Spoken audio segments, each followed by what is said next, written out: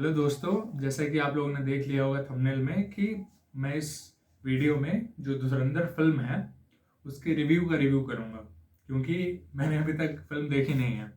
इसलिए 3 4 5 अच्छे जो रिव्यू डालते हैं फिल्मों के उनको देख लिया मैंने। और अगर उन सारे रिव्यू को एक लाइन में समराइज करना हो तो मैं ये बोलूँगा कि फिल्म देखने लायक है। आप लोग जा सकते हैं फिल्म देखने के लिए, मैं भी जाऊँगा, मैं भी देखूँगा।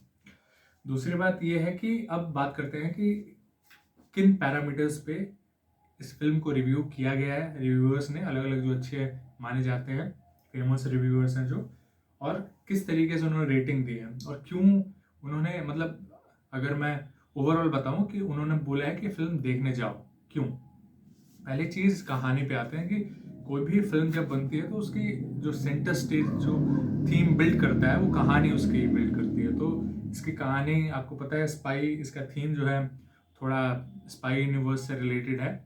और ये कहानी बेस्ड है पाकिस्तान में। पाकिस्तान में एक जगह है लियारी, शायद जो कराची में है, तो वहाँ की कहानी है। दूसरी चीज़ ये है कि एक तो कहानी हो गई, अब पर्सपेक्टिव, किस पर्सपेक्टिव से इस कहानी को दिखाया गया है। तो एक स्पाई के पर्सपेक्टिव से इस कहानी को दिखाया गया है कि कैसे एक स्पाई पाकिस्तान में एंटर करता है, फिर स्पाई का जो काम होता है वो करता है।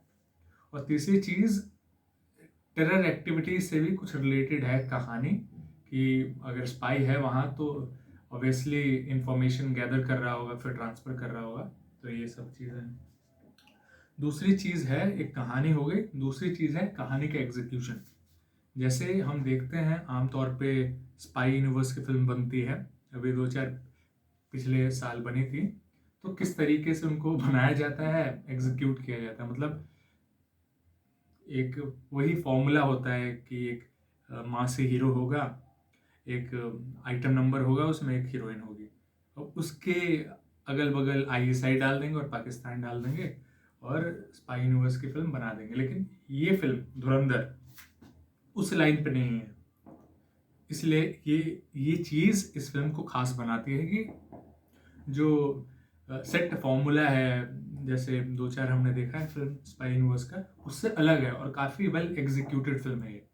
तो ये दूसरी चीज़ है जो इसको अलग बनाती है कि एक कहानी आपने सेट की, प्रमाइस बनाया, उसको एग्जीक्यूट कैसे किया, ये चीज़। और तीसरी चीज़ मैंने जो रिव्यू में पाया वो है एक्टर्स की कास्टिंग। ये तो नॉर्मल आम सी बात है, आप लोगों को पता होगा कि ठीक ठाक बहुत अच्छे अच्छे एक्टर्स कास्ट किए हैं जो काफ़ी ठीक ठाक तरीके से अच्छे से पोर्ट्रे कर रहे हैं जो कैरेक्टर्स उन्हें दिए गए हैं। जैसे कि अक्षय खन्ना काफ़ी चर्चा में है इस फिल्म को लेकर।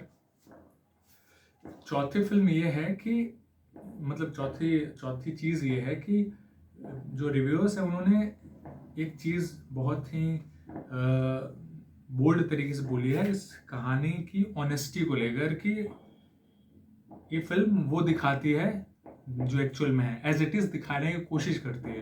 अब कितनी दिखा पाई है या नहीं दिखा पाई है वो तो फिल्म देखने के बाद पता चलेगा। लेकिन बहुत सारे, मतलब अलग अलग 3 4 रिव्यूज़ को मैंने देखा है, उन सब लोगों ने ऑनेस्टी की बात की है कि अगर किसी को आप मार रहे हैं तो जिस तरीके का वो परिदृश्य बनेगा, सीन बनेगा, एज इट इज़। जैसे स्पाई एक रियल सिचुएशन में फंस गया तो कैसे बिहेव करेगा, कैसे एक्ट करेगा, एज इट इज़।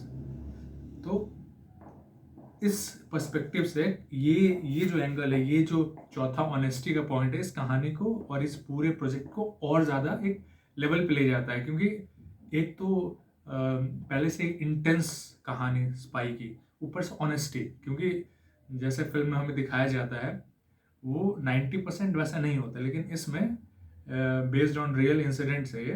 तो अगर ऑनेस्टी इसके साथ नहीं की जाती, एज इट इज़ दिखाने की कोशिश नहीं होती, तो फिल्म का कोई मतलब ही नहीं रह जाता। तो कुल मिला जुला के ये स्टोरी है, ये मतलब ये पूरा तरीके का रिव्यू कर दिया मैंने। अगर आपका अभी तक मन नहीं बना था तो इस रिव्यू के बाद शायद बन जाए। तो इस फिल्म को अगर आपको टाइम मिले तो ज़रूर देखें, और मैं भी जाऊंगा, मतलब देखूंगा मैं भी।